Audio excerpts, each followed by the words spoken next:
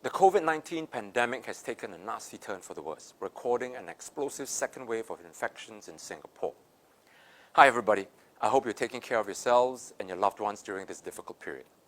I also want to take a moment to express, on behalf of my colleagues in the SDP, my profound gratitude to all our frontline workers, medical staff, cleaners, police, quarantine officials, and others who do battle with the virus every day to keep us safe. Thank you. Now today I want to talk with you about a subject that's been weighing on my mind, something which I've been putting off and hoping not to have to bring up. But the situation has gotten to a point where we cannot avoid it any longer. It has to do with the PAP taking its eye off the ball and causing a massive second wave of infections. You know, when the outbreak first hit our island, SDP decided that we needed to help bring people together and support the PAP's effort to tackle the COVID spread. And we did this repeatedly in our posts and announcements. We wanted to put aside party politics, and we did. We held off our criticisms and called on our fellow citizens to cooperate with the authorities. We even cancelled our plans to celebrate our 40th anniversary. We had booked the ballroom at Raffles Town Club and even paid the deposit. Now please note the date, February the 8th. It was still relatively early stages of the spread.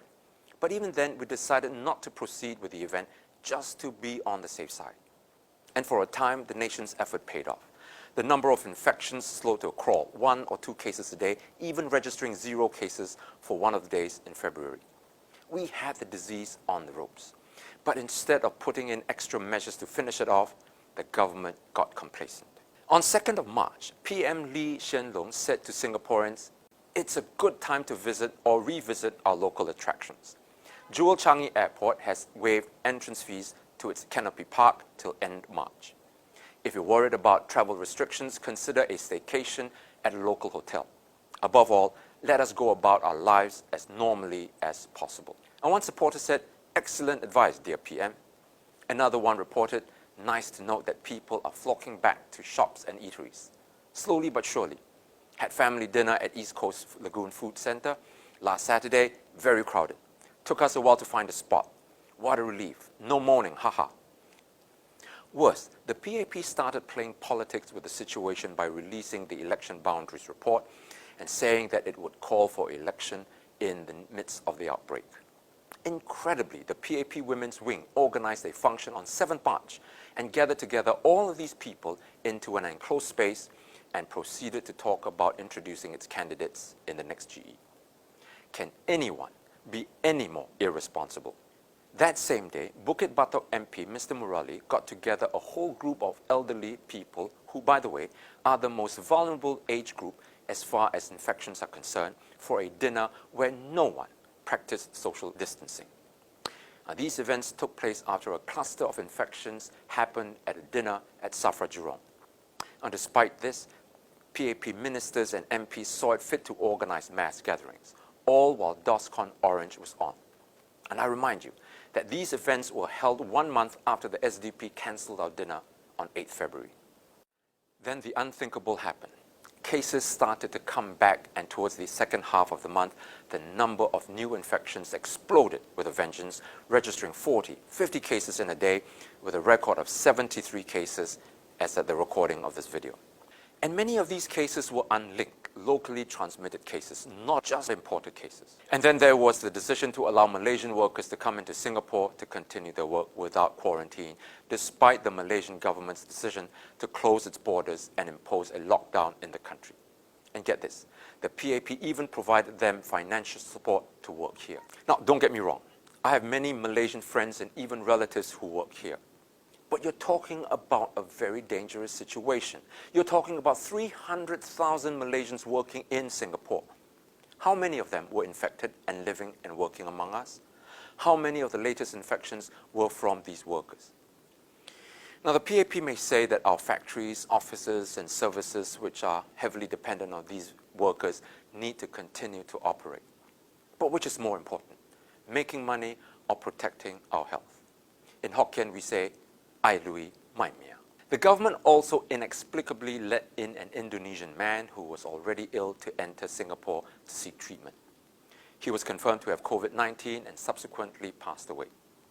And by that time, he had already infected a 62-year-old Singaporean. On top of this, foreigners from other countries with work passes continued to be allowed into the country. It was only on 23rd March that restrictions were tightened to ban short-term visitors. Many of these foreigners were subsequently confirmed to be infected. Initially, these travelers, including Singaporeans, who returned from overseas were not quarantined but only issued stay-home notices. In other words, they could have mingled with family members and passed on the virus and beyond. All these could have contributed to the dangerous escalation of cases that we are witnessing now. It's only now that the PAP starts to react by tightening rules to stop public gatherings, closing tuition centers, and practicing social distancing. Now, these measures are clearly a more reactive than proactive stance. They are piecemeal and ad hoc. Tuition centers are closed down, but schools remain open, and workplaces are ordered to practice social distancing and a 10-person limit on gatherings imposed, but MRT trains are jam-packed with people having to travel to work. Now, these inconsistencies are causing confusion and uncertainty among the public, making it even more difficult for the country to get a firm grip on the crisis. But even with all these, I want to remind everyone to please cooperate with the authorities. If it's not for the PAP, then let's do it for the frontline workers who are so valiantly striving to keep us safe at their own personal risk. As I said, we didn't want to turn the situation into a political matter. Now, it is the PAP that is politicizing the crisis by insisting on calling for an election in the midst of the outbreak. The ministers say that they are giving their all and focusing 100% on trying to bring the disease under control. If they are giving 100%, then how are they finding time to go out campaigning and preparing for elections? Even Mr. Lee Hsien Loong was seen at his constituency in what appeared like him giving out hand sanitizers. Now, mind you, this is despite the authorities calling for us to practice social distancing.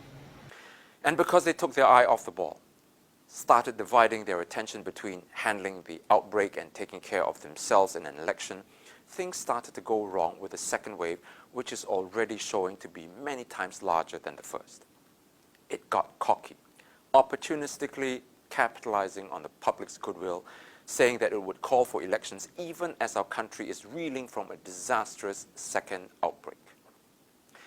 Now, I can only hope that the PAP has learned its lesson and will not drop the ball a second time by calling for the GE before the pandemic is over. But knowing the PAP, I am not hopeful. If it goes ahead with the elections in the midst of this crisis, it will make one thing plain. The PAP cares more about its own interests and its power than the well-being of the people. I've explained to you these facts and cited you dates and times of what happened or what was said so that you can verify what I've told you. I do this because I want to reason with you and not spew hateful rhetoric. I don't want you to hate the PAP, but to be pragmatic, that while we have the PAP as government, you must also keep it in check with an effective opposition in Parliament. Tell Mr. Lee Hsien Loong that he is taking unacceptable risks by calling for a GE before the crisis is over. There is a time and place for everything. Now is not it, especially when we have more than a year before the GE needs to be held. Tell him to stop playing politics when our lives and our health are at stake. Share this video as widely as you can. This is the only means I have to communicate with you because the PAP controls the newspapers and TV stations. In the meantime, please take care of yourselves and your loved ones, and let's cooperate with the guidelines and beat this virus. We are Singaporeans, and we will overcome.